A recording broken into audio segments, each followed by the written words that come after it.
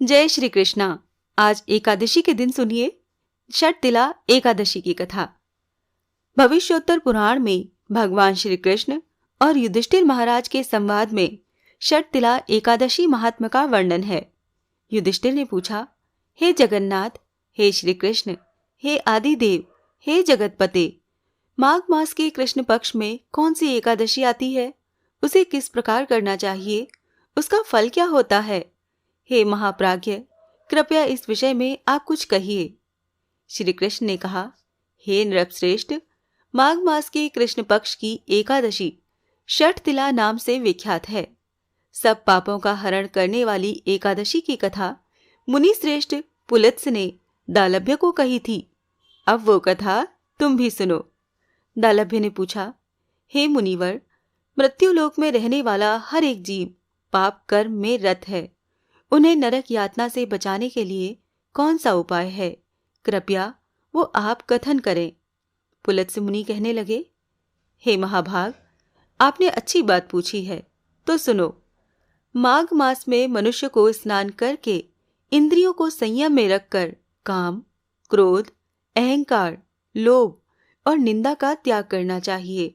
देवादिदेव भगवान का स्मरण करते हुए पानी से पैरों को धोकर भूमि पर गिरा हुआ गाय का गोबर इकट्ठा करके उसमें तिल और कपास मिलाकर 108 पिंड बनाने चाहिए। माघ मास में आद्रा मूल नक्षत्र आते ही कृष्ण पक्ष की एकादशी का व्रत धारण करें।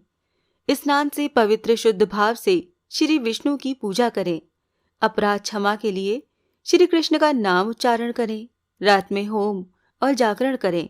चंदन, कपूर, अर्गजा और भोग दिखाकर शंख, चक्र, पद्म और गदा धारण करने वाले श्री हरि की पूजा करें। बारंबार श्री कृष्ण के नाम के साथ कुम्हड़े, नारियल और बिजौरे के फल अर्पण करके विधि पूर्वक अर्घ दें। दूसरी सामग्री का अभाव हो तो 100 सुपारियों का उपयोग करके भी पूजन और अर्घदान किया जा सकता है। अर्घ देते समय कहें, सच्चिदानंद श्री कृष्ण, आप बड़े दयालु हैं।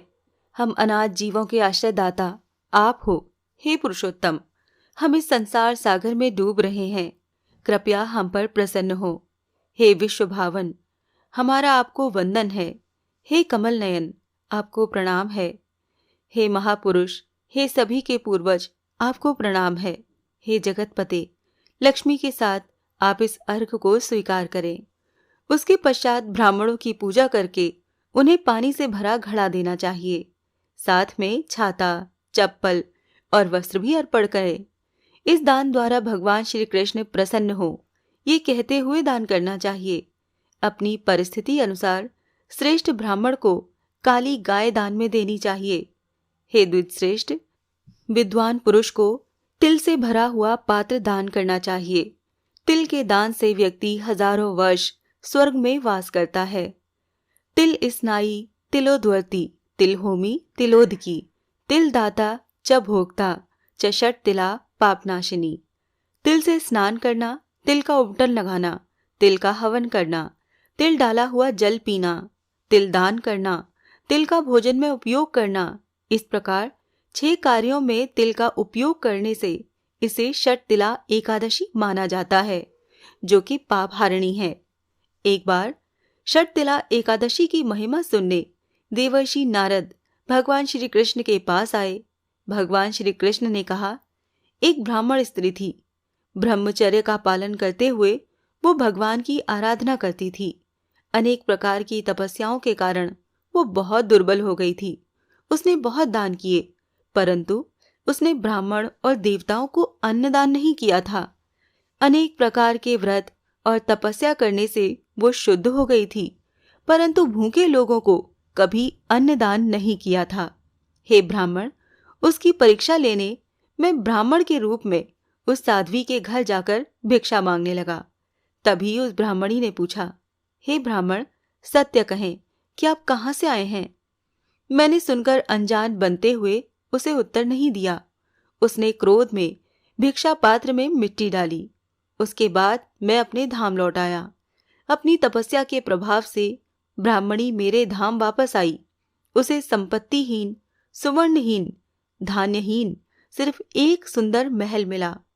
महल में कुछ न पाकर वो अस्वस्थ और क्रोधित होकर मेरे पास आई और पूछने लगी, हे जनार्दन, सब व्रत और तपस्या करके मैंने श्री विष्णु की आराधना की, परंतु मुझे धन धान्य प्राप्त क्यों नहीं हुआ? मैंने कहा, हे साध्वी, तुम भौतिक विश्व से यहाँ आई हो, अब तुम अपने घर लौट जाओ। तुम्हें देखने देवताओं की पत्नियां आएंगी। उन्हें शर्तिला एकादशी की महिमा पूछकर पूरा सुनने के बाद ही दरवाजा खोलना, अन्यथा नहीं। ये सुनकर ब्राह्मणी घर वापस आ गई। एक बार ब्राह्मणी दरवाजा बंद करके अंदर बैठी थी। तब देव पत्नियां वहां पर आकर कहने लगीं, हे सुंदरी, हे ब्राह्मणी, हम तुम्हारे दर्शन करने आए हैं, कृपया दरवाजा खोलो। तब ब्राह्मणी ने कहा, आपको मुझे देखने की इच्छा है तो कृपया शर्तिला एकादशी की महिमा का वर्णन करें, मैं तभी दरवाजा खोलूंगी। उसी समय एक देव पत्नी ने उसे वो महात्मा बताया।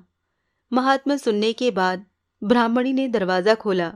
देव पत्नियां उसके दर्शन से बहुत प्रसन्न हुई।